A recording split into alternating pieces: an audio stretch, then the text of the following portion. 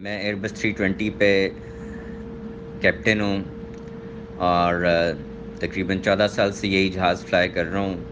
7500 گھنٹے ہیں الحمدللہ.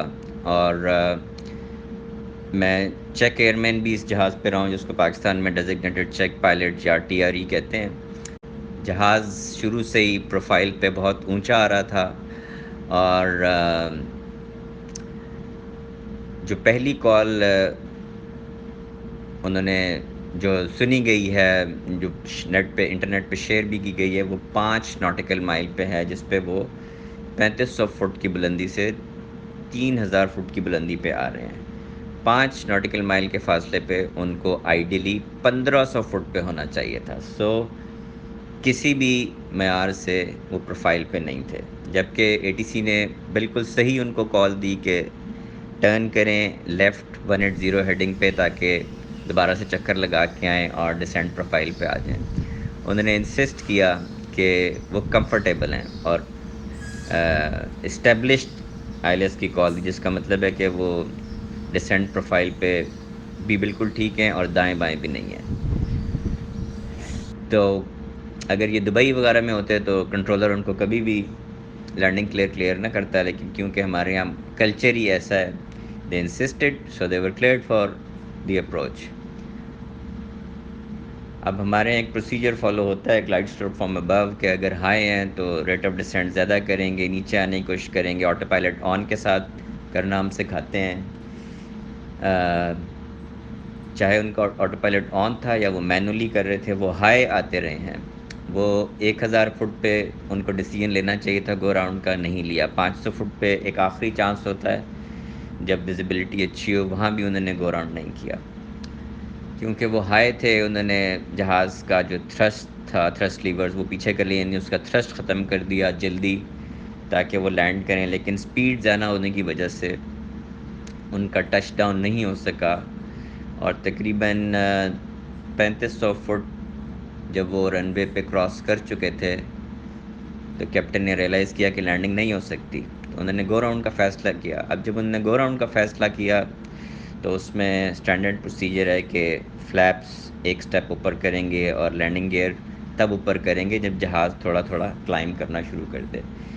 لیکن فرسٹ آفیسر نے پرابلی فلیپس بھی اپ کر دیے، گیئر بھی اپ کر دیے، اس کی وجہ سے جہاز تھوڑا سا سنک ہوا. تھرسٹ کو آنے میں دیر لگتی ہے جب وہ آئیڈل سے اس کو میکس پاور پہ کریں.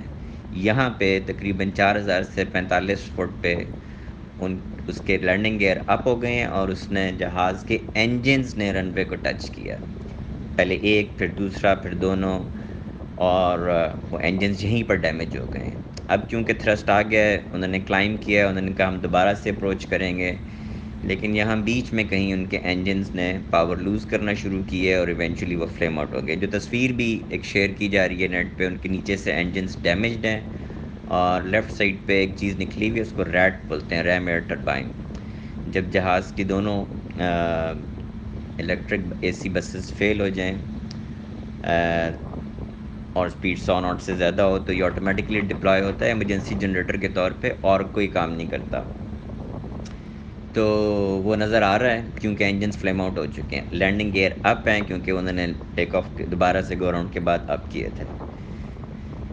تو اب وہ انہوں نے کہا ہے کہ ہم 3000 پہ نہیں بلکہ 2000 مینٹین کرنے کی کوشش کریں گے، جو نہیں کر سکے. وہ 1800 پہ کوشش کی انہوں نے.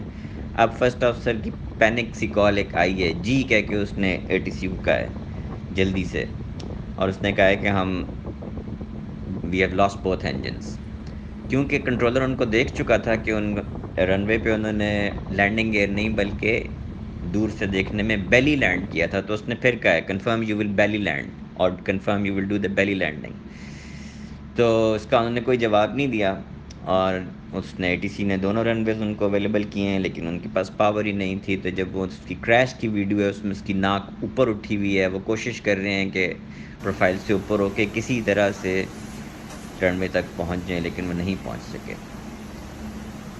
بہت ساری SOPs کی وائلیشن ہوئی ہے، بہت کچھ غلط ہوا ہے، اور کتنی قیمتی جانیں چلی گئیں. اللہ تعالیٰ سے دعا ہے اللہ ان سب کی مغفرت فرمائے اور ہم لوگوں کو ہدایت دے بحیثیت قوم کہ ہم سارے اپنے کام پروفیشنلی کرنا سیکھیں. کتنی جانیں ضائع ہو گئیں اور اس کا جتنا دکھ کسی کو ہو سکتا ہے یہ تو ان سے کوئی پوچھے جن کے پیارے اس دنیا سے چلے گئے. اللہ تعالیٰ ہم سب کو ہدایت دے، ہم سب کو اپنے حفظ و امان میں رکھے.